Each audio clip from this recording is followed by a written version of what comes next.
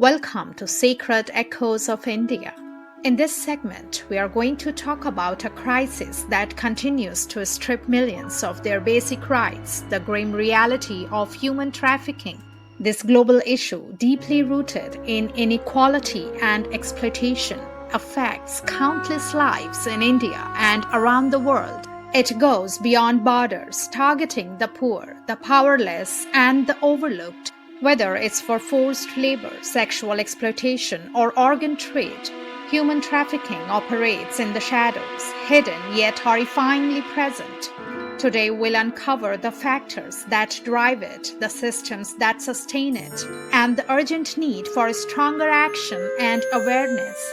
Because behind every trafficking case is not just a statistic, but a human life lost in the silence. It's time we break that silence. In India and across the world, it weaves a sinister web of exploitation, suffering, and systemic failure.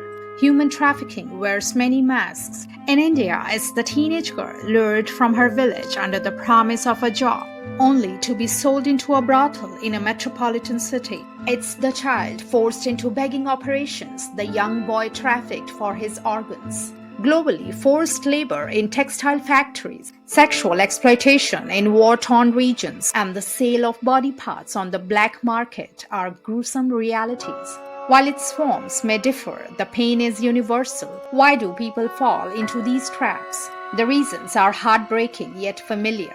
Poverty, displacement from natural disasters, domestic violence, caste-based discrimination, conflict, and lack of education. The global demand for cheap labor and commercial sex and even child adoption scams lure the desperate into a cruel illusion. In a world where desperation meets exploitation, vulnerability becomes currency. Behind every trafficking victim is an intricate and often invisible network of traffickers, middlemen, corrupt officials, and enablers. These criminal syndicates operate across states and borders, using forged documents, underground routes, and increasingly the internet. Prosecuting these networks is daunting. Evidence disappears, witnesses are silenced, and victims often fear their captors more than they trust the law. India's Immoral Traffic Act, the Juvenile Justice Act, and global instruments like the UN Palermo Protocol exist to combat trafficking. But implementation is patchy. Survivors frequently face victim blaming, delayed justice, and re-traumatization. Laws are only as strong as the will to enforce them, and too often that will is absent. Technology is both a weapon and a shield in the trafficking ecosystem. Traffickers use social media to recruit, online platforms to advertise, and encrypted messaging to communicate. But technology also holds promise, with AI tools being developed to detect trafficking patterns, apps for anonymous reporting, facial recognition to locate missing persons, and online campaigns to raise awareness. The fight must be waged on digital fronts as well. Survivors of trafficking bear invisible wounds, physically abused, sexually violated, and psychologically broken. Many struggle with PTSD, depression, and societal rejection. Their road to recovery is long and often lonely. Without robust support systems, trauma-informed therapies, skill building, and legal aid, rehabilitation becomes just another word for survival, not healing. Not everyone is equally at risk. In India, Dalit women, tribal girls, and children from marginalized communities are disproportionately trafficked. Globally, refugees, LGBTQ+ individuals, and indigenous populations are frequent targets. Trafficking thrives on inequality, feeding off the fractures of caste, gender, race, and poverty.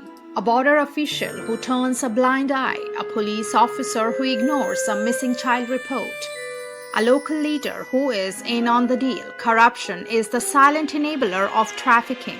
Without transparent governance and strong accountability, traffickers operate with impunity. Strengthening law enforcement isn't just about more police, it's about honest, trained, and ethical systems. Human trafficking doesn't recognize borders. A girl trafficked from Nepal can end up in Delhi. A boy from Nigeria might be enslaved in Europe. International cooperation through information sharing, coordinated raids, repatriation protocols, and joint task forces is crucial.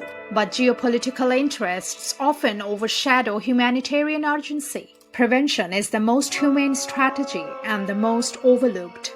Community vigilance, school-based education, economic empowerment of at-risk families, helplines, and grassroots awareness campaigns have shown real promise. In India, NGOs like Bachpan Bachao Andolan, Prajwala, and Guria are saving lives. In Nepal, Cambodia, and Nigeria, survivor-led movements are rewriting narratives of resilience.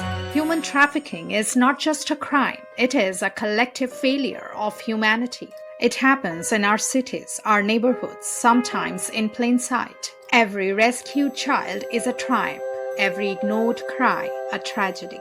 The trafficked are not just victims, they are survivors of one of the darkest chapters of our time. If we are to reclaim our moral compass, we must listen, act, and stand up. Not just as nations or organizations, but as people.